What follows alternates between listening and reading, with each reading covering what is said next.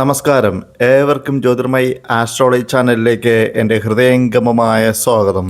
2026 May മാസം 11 തീയതി തിങ്കളാഴ്ച ഉച്ചയ്ക്ക് 1 മണിയോടുകൂടി കുജൻ അഥവാ ചൊവ്വ മീനൻ രാശിയിൽ നിന്നും തൻ്റെ സ്വക്ഷേത്രമായ മേടം രാശിയിലേക്ക് സംക്രമിക്കുന്നു.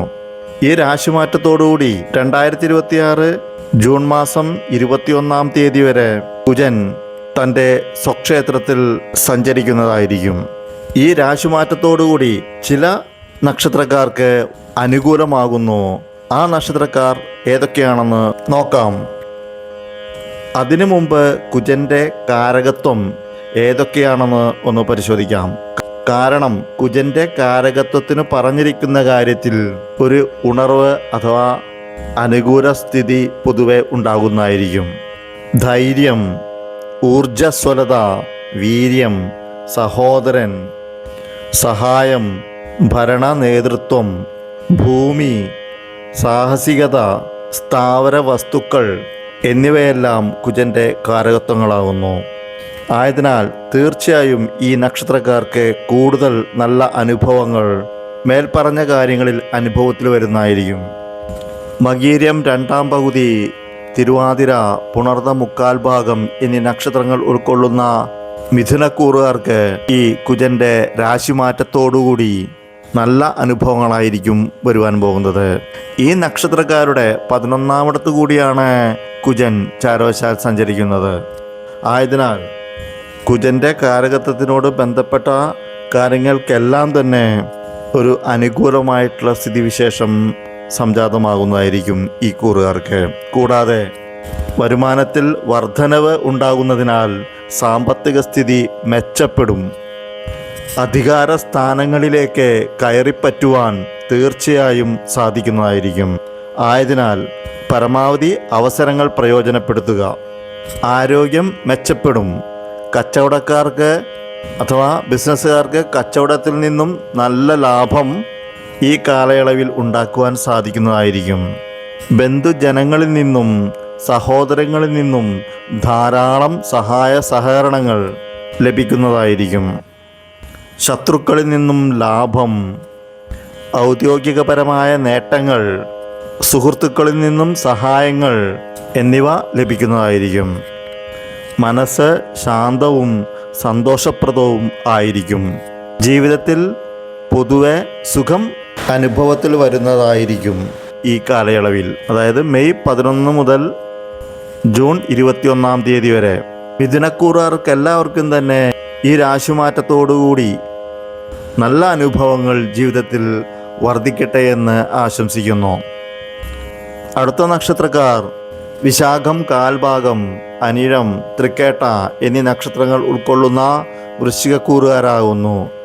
ഈ നക്ഷത്രക്കാരുടെ 6ാമിടത്ത് കൂടിയാണ് കുജൻ ചാരവശാൽ സഞ്ചരിക്കുന്നത്. ആയതിനാൽ ശത്രുക്കളുടെ നാശമോ ശത്രുക്കൾ മിത്രങ്ങളായി വരുവാനുള്ള സാഹചര്യമോ വന്നു ചേരുന്നതായിരിക്കും. രോഗങ്ങൾ ഉണ്ടെങ്കിൽ അതിന് ആശ്വാസവും രോഗങ്ങളുടെ ശമനവും ഉണ്ടാകുന്നതായിരിക്കും. സ്വർണലാഭം, കാര്യലാഭം, ധനലാഭം എന്നിവ സിദ്ധിക്കുന്നതായിരിക്കും. യാത്രകളിലൂടെയും സാഹസികതയിലൂടെയും നേട്ടങ്ങൾ ഉണ്ടാകുന്നതായിരിക്കും. കൂടാതെ താമ്രലാഭവും സിദ്ധിക്കുന്നതായിരിക്കും. താമ്രം എന്നാൽ ചെമ്പ് എന്നാണ് അർത്ഥം.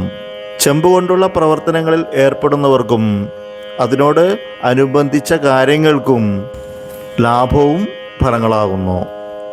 ഈ കൂറുകാർക്ക് ന്യായമായ കാര്യങ്ങൾക്കും സത്യസന്ധമായ കാര്യങ്ങൾക്കും തീർച്ചയായും ജയം പെട്ടെന്ന് വന്നു ചേരുന്നതായിരിക്കും. ജീവിതത്തിൽ ഭാഗ്യാനുഭവങ്ങൾ ഉണ്ടാകുന്നതായിരിക്കും. പ്രണയകാര്യത്തിലും സന്താന കാര്യങ്ങൾക്കും വളരെ അനുകൂലമായിട്ടുള്ള സ്ഥിതിവിശേഷമാണ് സംജാതമാകുന്നത്. വൃശ്ചികക്കൂറുകാർക്ക് എല്ലാവർക്കും തന്നെ ജീവിതത്തിൽ നല്ല അനുഭവങ്ങൾ ഈ രാശിമാറ്റത്തോടുകൂടി വർദ്ധിക്കട്ടെ എന്ന് ആശംസിക്കുന്നു.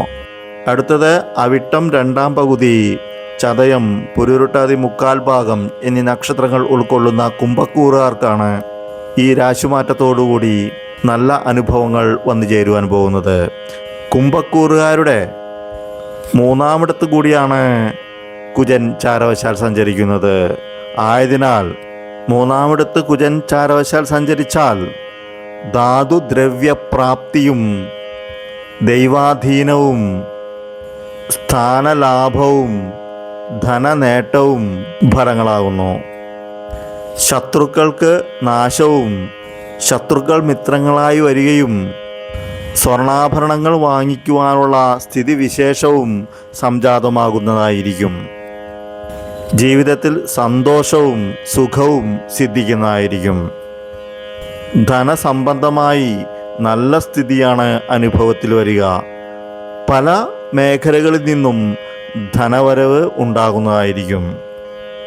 കുംഭക്കൂറുകാർക്ക് എല്ലാവർക്കും തന്നെ ഈ രാശിമാറ്റത്തോടുകൂടി നല്ല അനുഭവങ്ങൾ വർദ്ധിക്കട്ടെ എന്ന് ആശംസിക്കുന്നു. അങ്ങനെ മിഥുനക്കൂറുകാർക്കും വൃശ്ചികക്കൂറുകാർക്കും കുംഭക്കൂറുകാർക്കും ഗുണാനുഭവങ്ങൾ വർദ്ധിക്കട്ടെ എന്ന് ഒരിക്കൽ കൂടി ആശംസിച്ചുകൊണ്ട് നിർത്തുന്നു. നന്ദി, നമസ്കാരം.